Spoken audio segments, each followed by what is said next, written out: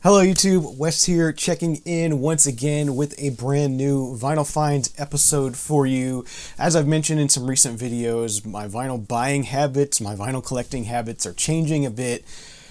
Just cutting back, trying to narrow things down a bit. It's just gotten kind of out of hand. So what I have to share with you today are my vinyl finds for July and August basically.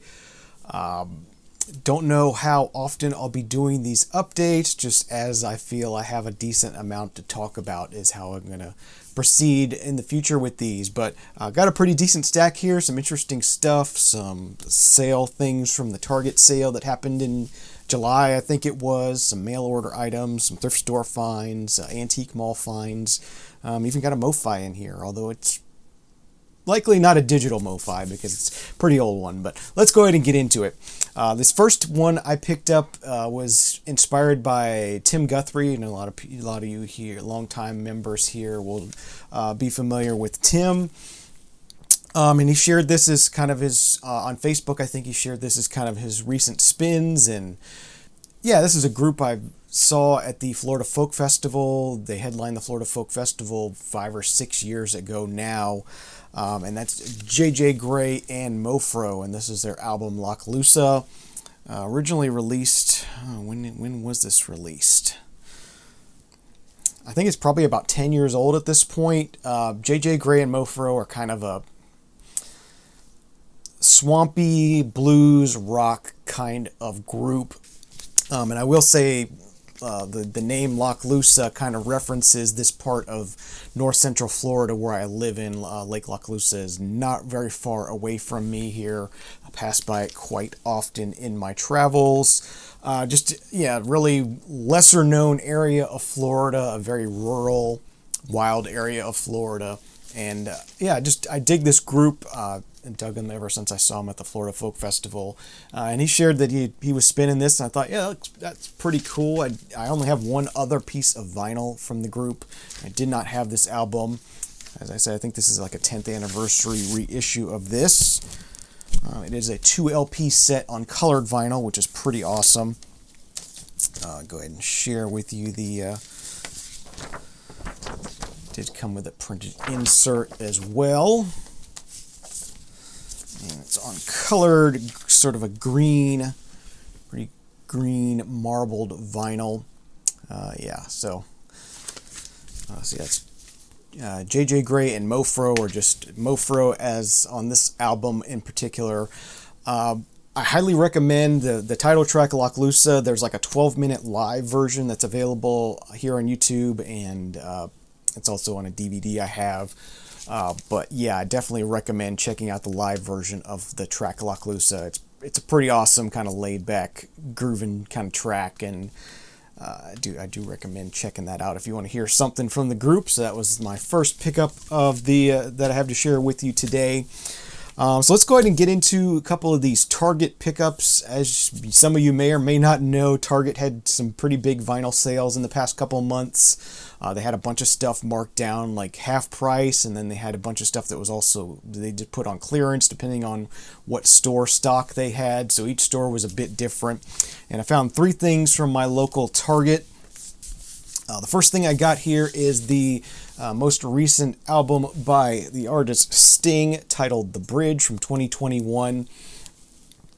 Saw this when it came out on vinyl and was curious about it, but just didn't pick it up. It was kind of pricey to begin with, but the clearance price on this was around $8, so I thought, yeah, I definitely wanted to grab this. There's the back.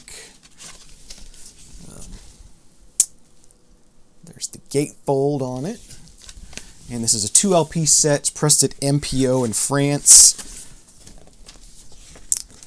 It does have a sort of lyric poster on the inside.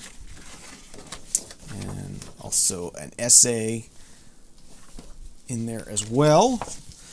Pretty solid album. You know, it stings. You kind of know what you're gonna get going in. Doesn't surprise you that much. It didn't blow me away, but it's a good solid album from Sting. I definitely enjoyed it. 2 LP set on black vinyl, as I said, pressed at MPO. The next thing I got there at Target, I don't remember. I think this was around $12 or so. This was one of just the sale ones. This is the Target exclusive pressing of 21 Pilots, Scaled and Icy. Their most recent album, or yeah, I think their most recent album came out 2 years ago at this point, or yeah, about a year and a half ago at this point. Picked this up on CD when it came out and enjoyed it. I do like 21 Pilots. I have their other albums on CD. But yeah, to be able to pick this up on vinyl for, like I said, around $12, I thought that was a good deal. It might have even been less than that. It might have been $10. I do enjoy this sort of modern pop kind of stuff, so I wanted to grab that. And then this Target exclusive is on white vinyl. Icy white vinyl, I guess would be the best way to put it. All right, then the last thing I picked up from the Target sale is I was really surprised that they still had one of these when I got there, because I think I went on a Sunday and the sale had already been going a couple days, so I figured anything from this artist would have been gone, but it was still there. This is Taylor Swift with Red, Taylor's version, 4 LP set. Yeah, four LPs. It was like, originally this was going for $50, and I think it was down to like $22 with the sale, and I was really happy to find this. It's gatefold, and then the inner sleeves have lyrics and some photos on them, nice printed. And then this is, I don't know if this was a Target exclusive or not in this color, but this is pressed on red vinyl. And they're all the same color, so I'll only pull out one here. But yeah, I was really surprised to find, be able to pick up a Taylor Swift album on sale a couple days after the sale started. Okay, so moving on to some other new pickups. I think this came from the Barnes & Noble in Ocala. This is an album I've loved ever since it came out. It's probably more than 10 years old at this point, but indie rock classic at this point. This is MGMT's Oracular Spectacular. Awesome indie rock album. This has got Time to Pretend, The Youth, Electric Feel. Classic, great classic, indie rock group. And I just, and then the inserts just got some artwork and liner notes on it. And then this is just a black vinyl pressing, but yeah, I've had this on CD since it came out, and I've wanted to have it on vinyl, and I just procrastinated on getting it because I already had a physical copy of it. Was glad to finally pick this up on vinyl. As I said, it's one that just has stuck with me through the years, and finally decided I really need to have it on vinyl. So that was a nice addition to the collection.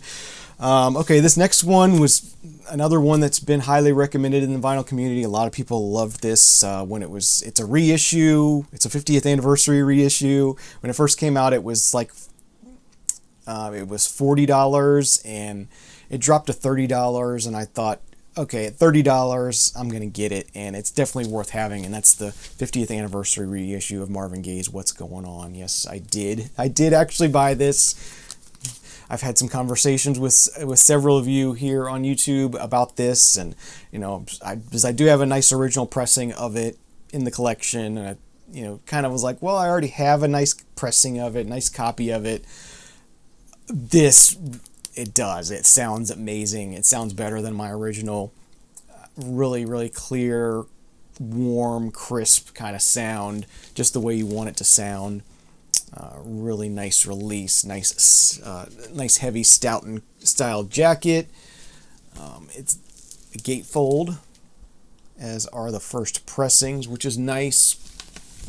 And then this is a 2 LP set. I'm sure a lot of people most of you have seen this by now. His first LP is the original LP, and then the second LP are some alternate takes, which I didn't necessarily need to have the alternate takes or anything, but it's nice to have. And as I said, the original album remaster sounds incredible. I think it's Kevin Gray who did it. Yeah, Kevin Gray did the remaster on this, and it lives up to the hype as far as the sound quality. It sounds pretty incredible. I was like, how much better can it sound than a nice original pressing? But it does. So yeah, this is still available and you're still on the fence about it, I highly recommend trying to get it if you can. All right, next I got a couple of ambient albums to share with you. This first one, I think it was kind of like a Friday new release listen for me. Really enjoyed what I heard, so I decided to seek it out on vinyl. It was a bit difficult. I had to have this shipped in from Germany, I think it is. But this is Katarina Barbieri with Spirit Exit is the album title. Just released earlier this year on Light Years Records. Really intriguing artwork with this one, and it's very the music fits the album cover quite well. It's very dreamy, ethereal, oceanic kind of ambient music, electronic ambient music. Really, really good. I definitely enjoyed listening to this, and I wanted to have it on vinyl. It's a 2 LP set, black vinyl. I believe this is pressed at Palace, where this was pressed at. It's Katarina Barbieri with Spirit Exit, just released a couple months ago now. Definitely check it out if you're into ambient music, because I really dig this quite a bit. And the next piece of ambient music is an artist I've been enjoying for several years now. Picked up everything on vinyl so far, so I wanted to have this one as well. And this is the new release from Flume, titled Palaces. So Flume is a French ambient artist. Really just excellent, very trippy kind of. I don't even know how to explain it, but it's very squeaky and ambient and just very shimmery, I guess would be the good way to put it. I just dig what Flume does. This is a 2 LP set on black vinyl, pressed at GZ vinyl. All right, and I have one thrift store find here to share with you. And last month I mentioned that I had found another rare Bobby Gentry album in a thrift store, and this is it. And this is Bobby Gentry's album titled Patchwork. Another. As I said, you don't really often see Bobby Gentry besides Ode to Billy Joe or the one with Glenn Campbell. But yeah, this is really good to find. Again, a fairly collectible one, and really enjoyed listening to this. It was a really killer find. I found this at the Humane Society in Ocala, Florida. A place where occasionally we'll strike gold there. It's kind of a weird place. It's like I found like a rare psych record in there once, and that was all I found. And I found this Bobby Gentry album in there, and this was all I found in there that was any good. So it's kind of a one-hit wonder kind of place, I guess. But when you find something there, it's going to be something good usually. So yeah, I was glad to have found this. This is on the lime green Capitol label. I do like that label quite a bit. All right, and the last two albums I have to share with you are some finds from the Micanopy Antique Mall. It used to be a Smiley's Antique Mall, but I think it's something else now. But there's an antique mall on I-75 in Micanopy, and these are the two albums I picked up there. The first one's kind of an obscurity. This is Planet's self-titled, I believe it's their only album. Planets were a 80s synth pop group, but they were on the Motown label. So this is kind of these oddball obscurities that I'm always looking for, are, kind of the, I don't know if I want to call them second rate, but kind of the, they didn't stand much a chance of being successful being a synth pop group on Motown.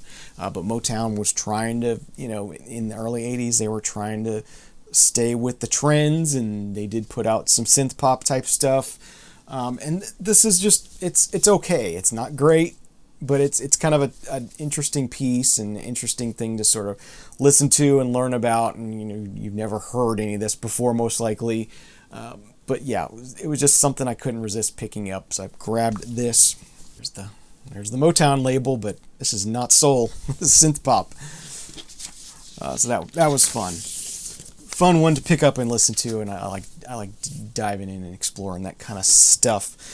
And last but not least, as I said, I did pick up a Mophro this month, and I don't think this is a digital one, but this was priced really, really well, and I thought, what the heck, I'm gonna go ahead and grab it, even though it's a sort of a lesser loved group. But this is the album from Poco titled Legend. There's this, the inner cardboard thing that they used to come with at Mophro, and an audiophile's dream come true. It could be an audiophile's nightmare come true nowadays, based on all the controversy that's going on. But there's the vinyl itself. And this is one of the older ones that's on the Japanese vinyl that's sort of translucent if you hold it up to the light. So that does it for my most recent vinyl finds that I'm calling my July and August vinyl finds. Don't know when I'll have one of these again.